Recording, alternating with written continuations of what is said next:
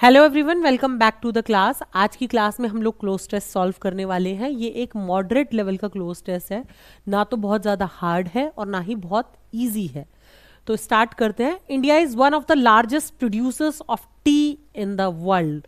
भारत जो है विश्व में बहुत बड़ा एक टी का उत्पादक है, बनाता है, उगाता है। ठीक है। The industry is dash recognised. जो इंडस्ट्री है, ये जो चाय बनाती है, ये जो इंडस्ट्री है वो रिकॉग्नाइज्ड होती है कैसे? ग्लोबली रिकॉग्नाइज्ड है। टीडीएसली का मतलब होता है कोई चीज़ जब बहुत उबाऊ होती है, बहुत ज़्यादा बोरिंग होती है, तो बोरिंग तो नहीं हो सकता। इंडस्ट्रियली का मतलब होता है, ये इंडस्ट्री वर्ड से बना है, मतलब कि औद्योगिक रूप से। ठीक है। औद्योगिक रूप से रिकॉग्नाइज्ड है। या फिर म्यूचुअली, म्यूचुअली मतलब मिले जुले तरीके से। तो यहाँ ना म्यूचुअली आएगा ना टीडीएसली आएगा, इंडस्ट्री नहीं आएगा क्योंकि इंडस्ट्री तो अभी यूज ही हुआ है। तो globally is the correct option. तो फर्स्ट में आएगा globally. The industry is globally recognised, पूरे विश्व भर में रिकॉग्नाइज्ड होती है as technically very well dash. Technically मतलब कि जब कोई चीज तकनीकी तरीके से पूरी होती है तो उसे हम टेक्निकली बोलते हैं। ठीक है। तो टेक्निकली वेरी वेल डैश है। तो ऑप्शंस देखते हैं। कॉम्प्लेक्स है, कॉम्प्लेक्स मतलब जो चीज़ थोड़ी हार्ड होती है, जटिल होती है, तो वो भी नहीं आएगा। स्टैब्लिश आ सकता है। अभी मैं आपको एक बहुत इंपॉर्टेंट पॉइंट बताऊंगी। पैम्पर्ड का मतलब होता है जो चीज़ बहुत ज़्यादा लाड़ प्यार से होती है ना, कोई बच्चा है, बहुत पैम्पर्ड चाइल्ड है, बहुत लाड़ प्यार से इसको बड़ा किया जा रहा है, उसे कहते हैं पैम्पर्ड। तो ये भी नहीं आएगा। अब इक्विप्ड का मतलब क्या होता है? इक्विपमेंट से, इक्विपमेंट वर्ड से आप समझ सकते हैं। इक्विपमेंट क्या होता है? जब आपके पास जो आप काम कर रहे हैं उससे रिलेटेड सारे टूल्स, सारी सुविधाएं हैं, तो हम बोलते हैं इक्विपमेंट्स। उन इक्विपमेंट से इक्विप्ड हो गया कि मैं पूरी तरीके से इक्विप्ड हूँ। ठीक है। कोई भी चीज़, जब जो चीज़ें उसको चाहिए वो सब चीज़ें उसके पास हैं, तो वो इक्विप्ड होता है, इक्विपमेंट से लेस होता है। ठीक है। तो यहाँ क्या है? स्टैब्लिश है, recognise as technically very well establish भी हो सकता है, यहाँ देखिए, और यहाँ पर इक्विप्ड भी हो सकता है। लेकिन जब टेक्निकली वर्ड यूज हो रहा है, मतलब तकनीकी तरीके से, तो जो कुछ इंडस्ट्री को चाहिए वो सब कुछ उसके पास है। तो यहाँ जो वेल सूट वर्ड आएगा या ऑप्शन आएगा डेट इज इक्विप्ड। तो यहाँ इक्विप्ड आंसर होना चाहिए। देखिए क्लोज टेस्ट जो है ना बहुत ज़्यादा डिफिकल्ट नहीं होते सॉल्व करने, लेकिन कहाँ डिफिकल्टी आती है? जहाँ आपको दो ऑप्शंस में बहुत ज़्यादा डिलेमा क्रिएट हो जाएगी, भाई ये वाला आएगा या ये वाला आएगा, तभी थोड़े बहुत क्लोज टेस्ट जो है हार्ड होते हैं। तो यहाँ आप समझिए, अगर टेक्निकली यूज हुआ है तो ज़्यादा वेल सूट क्या हो रहा है कि हम इक्विप्ड लगाएं। ठीक है। ऐसा कोई हार्ड एंड फास्ट रूल नहीं है कि यहाँ पर इक्विप्ड ही आए, या जब भी टेक्निकली यूज होगा तो इक्विप्ड ही आए। लेकिन यहाँ आपकी थोड़ी सी कॉमन टेस्ट जज हो रही है कि अगर यहाँ पर टेक्निकली मतलब तकनीकी तरीके से सब कुछ है तो फिर इसका मतलब इक्विप्ड होना चाहिए। ठीक है। उसके बाद नेक्स्ट है द इंडियन टी इंडस्ट्री। जो भारतीय चाय की जो इंडस्ट्री है, is a dash one traditionally. वो क्या हो रही है?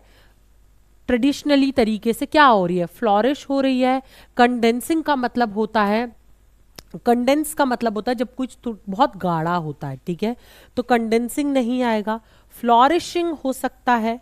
फ्लोरिश और फ्लोरिशिंग में एक हो सकता है। थ्रेशिंग एक नेगेटिव वर्ड है, जब आप किसी को बहुत ज़्यादा हार्ड पनिशमेंट देते हैं तब इसको यूज़ कर सकते हैं। ठीक है। तो थ्रेशिंग भी नहीं आएगा। तो यहाँ पर फ्लोरिश आएगा या फ्लोरिशिंग आएगा। देखो हमें यहाँ पर ना एडजेक्टिव बताना है, विशेषता बतानी है, क्योंकि यहाँ पर इंडियन टी इंडस्ट्री की ऑलरेडी बात हो रही है। तो ये दोनों, ये नाउन है, ये एडजेक्टिव है, वर्ब दोनों है। ठीक है। वर्ब दोनों है, लेकिन ये हमें यहाँ पर एक एडजेक्टिव की जरूरत है जो कि विशेषता बताए इंडियन टी इंडस्ट्री की। तो यहाँ पर फ्लरिशिंग जो है करेक्ट ऑप्शन होगा। ट्रेडिशनली तरीके से बहुत अच्छे से फल फूल रही है। फ्लॉरिशिंग का मतलब होता है जो चीज फल फूल रही है। ठीक है। बहुत अच्छे से फल फूल रही है। Tea has been used in India for dash purposes. जो चाय है वो इंडिया में यूज हो रही है किस पर्पस से? सिक मतलब बीमार, इम्यून मतलब प्रतिरक्षा। ठीक है। मेडिसिनल, अब देखो प्रतिरक्षा के लिए तो यूज नहीं हो रही है। आपने कभी चाय इसलिए तो नहीं पियोगी, कभी ये बोल के नहीं पियोगी कि मेरी इससे इम्यूनिटी बेटर होगी। ठीक है।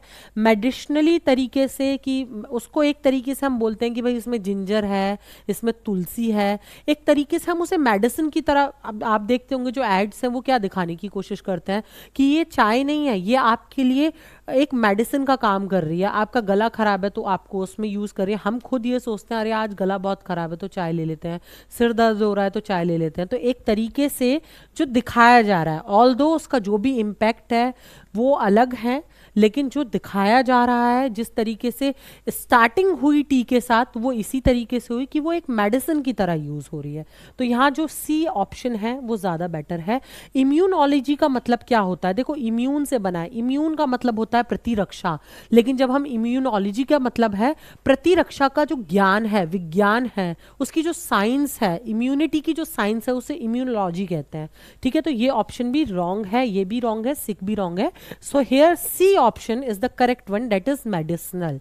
उसके बाद है tea has been used in India for medicinal purposes as well as for, और साथ ही साथ और किस तरीके से, देखो दोनों तरीके से हो रही है। अभी मैंने आपको बताया कि एक तरीका तो वो है जो लोग हमें दिखा रहे हैं, लेकिन हम किस तरीके से उसे यूज करते हैं। हम उसे फुलफिलमेंट के लिए करते हैं? नहीं। एडवांटेज के लिए करते हैं? ये जीई एडवांटेज के लिए करते हैं? नहीं। कंजम्पशन के लिए यूज कर रहे हैं। रिटेंशन का मतलब होता है कोई चीज को रोक के रखना, तो यहाँ कंजम्पशन सूट्स बेटर ओवर है, तो हम उसे कंजम्पशन, हम उसका कंजम्पशन कर रहे हैं, हम उसको ही खपत कर रहे हैं। ठीक है, तो ये ऑप्शन सही है। थैंक यू सो मच, फिर मिलेंगे अपने नए क्लोज टेस्ट के साथ। Thank you.